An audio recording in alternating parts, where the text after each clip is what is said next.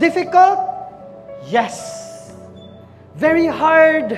Imong character kay ma-strip, ma-change everything that you know, kay dili na siya ma-work when you say yes to the Lord.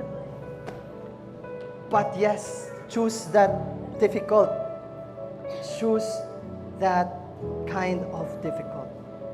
And kill all the false gods that you have in your heart. Right now, who are you worshiping? Who are you putting first? Put first the Lord.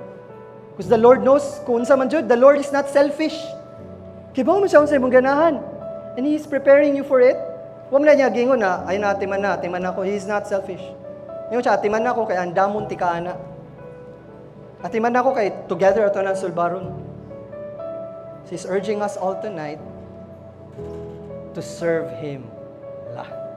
To serve Him, to choose Him, to put Him on top. To put Him first sa inyong list.